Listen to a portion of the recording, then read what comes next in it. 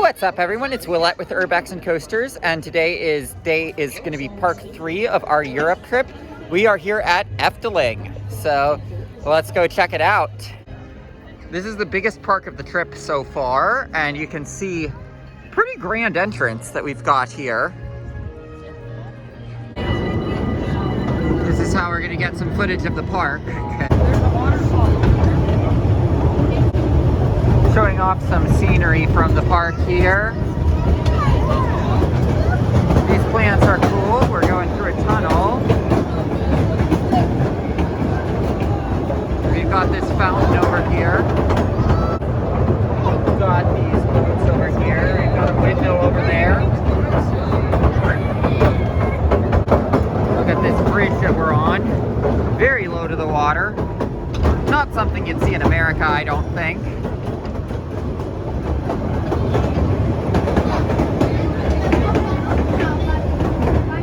Oh, these flowers are beautiful.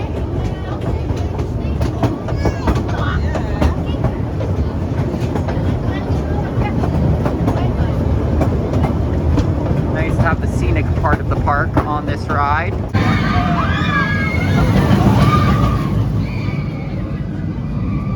That airtime hill looks like Canyon Blaster, so you might be able to get some airtime on that, and apparently this runs very smooth. I know on Canyon Blaster that Helix has a tunnel on it. Very similar layout though. So let's see how it rides. So I was looking at the track here and I remember reading about the retrack. You can see the old school Aero Vekoma track on that drop, and then into the loop you can see it's a completely new style of track here. Reminiscent of Nara and a GCI dueling coaster here.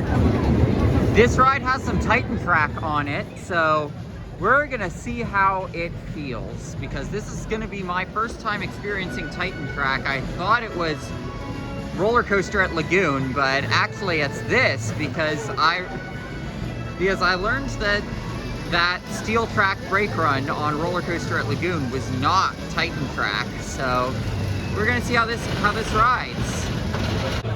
So I wanted to show off the Titan track here so that you can see the Titan track here on Reminiscent of Nara. So I definitely prefer this ride to Lightning Racer. It has, for dueling GCIs, it has a straight drop, some really nice airtime in the back, and then it has some straight airtime hills before going into this section that has Titan track. I did not notice the transition, I'm gonna be honest. Like, there goes Python, but I did not notice the transition between the wooden track and the Titan track. So, like, I mean, that scares me a little bit about this, like the fact that I wasn't able to notice, but I thought it was a fun ride. De Blender Hollander. Don't know if I'm pronouncing that right, but we have a water coaster here. It has some nice theming on the inside, and I'm gonna say with water coasters, sometimes there is a debate about whether they're credit. But I'd say this one's pretty cut and dry. Literally. I mean, you can see all the changing in that track, and then it doesn't even get wet down there, really, so cut and dry, literally. You can see it goes through that tunnel, and then it goes around over there, and we've got a block zone before it comes down here. Looks a lot wetter than it is. The people on there are not wet. Neurotypicals probably see this more as a dark ride than anything, because, well, that's what they'll see. But as you can see up here, you do have a mid-course brake run acting as a block zone. And for those of you who are unfamiliar, block zone is a section of ride which only one vehicle may occupy. At the end of a block zone is a method to stop a train in case the block zone ahead is still occupied. This is the safety system that prevents roller coaster trains from colliding with one another. Our first B&M of the trip. and it's a dive coaster. A smaller dive coaster, but that theming does look pretty epic. Hi. Hi. So, I just rode Baron 1898, and that drop is pretty good. You're dropping clear into the fog. You get some hang time on those inversions. There isn't too much airtime on the bunny hill, but, you know, I will say something that's nice about this ride is that the ops do not staple. So that is pretty cool that you've got ops that are not stapling here. So Europe, I've noticed it a lot. Ops don't staple. America, take notes. This corkscrew has some good hang time. It is just another dive, but I mean, it's pretty elaborately themed. Like, it drops into a fog tunnel, and I didn't know there was fog in there. As you can see, it's going up the tower right now. Like I said, reminds me a little bit of a railroad trestle, and then you're gonna see the train drop into a fog tunnel and into the Immelman. And there you go.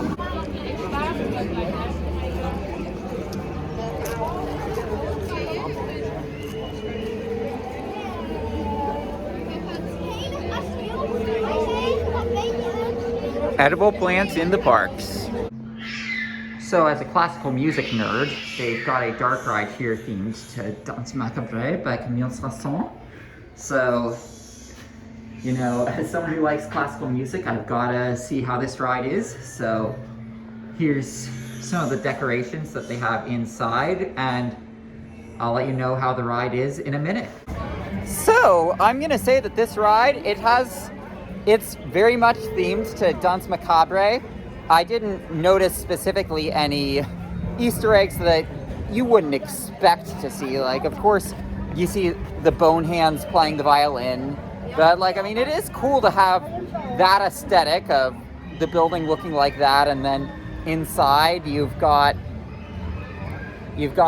everything there with different musical instruments. It's multi-sensory. I don't want to give spoilers for what the ride does if you have not been here, but I highly recommend doing that ride when you come here. It is not one to be skipped. The classical music nerd in me is going to comment that when they're doing the soundtrack, which is very much Camille Saint-Saëns' Danse Macabre, they did add choir to it, I noticed. Like, I guess that there's this whole idea of, oh, it's not an epic soundtrack if you don't have choir. I think Danse Macabre is plenty epic enough on its own, though.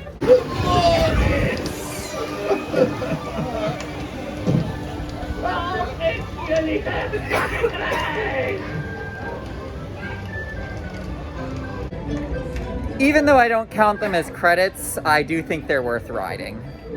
So we will see how this goes, and it looks to have some cool theming with that animatronic. So it is after park close. This would never happen in America except at Santa Cruz or Knoebels, but we are in the fairy tale walkthrough. I know there are a lot of videos of it, but this little area really impressed me. And I was like, oh, I need to get some footage of that. So we've got this frog fountain.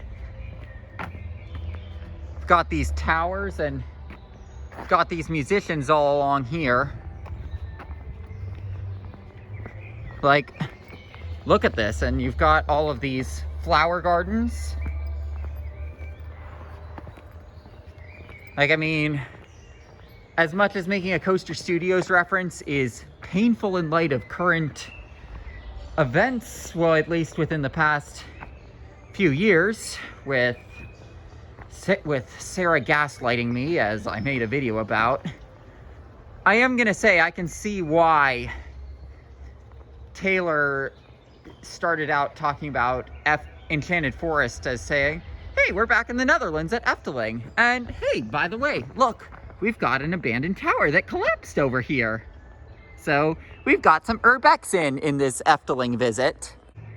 And then we've got another area here that, I mean, if you look at this, this kind of looks like an abandoned building that I could see myself climbing if this wasn't at an amusement park. But you've got the story of Snow White there, and then we're gonna go into this tunnel.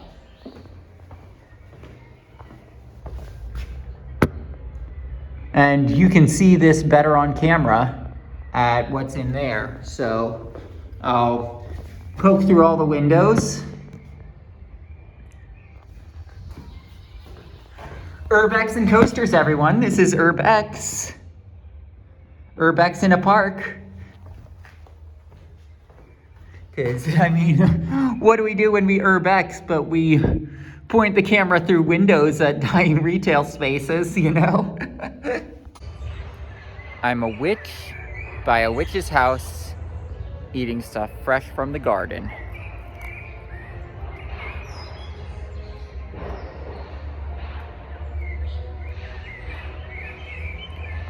So, to continue with the theme of Urbex in the parks, here we go.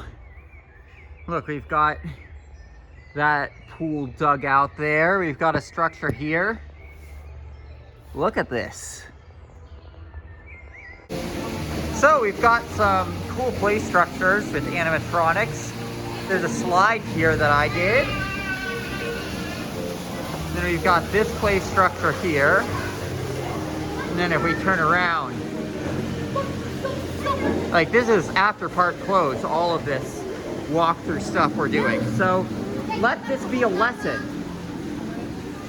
You can do attractions that are walkthrough attractions at these parks after park close, and this one is just labeled restaurant, so it's not even something that would be easy to spot as a place with cool stuff, but you know, there's cool stuff to look at in here. So I'm very glad that we came in here to get these shots.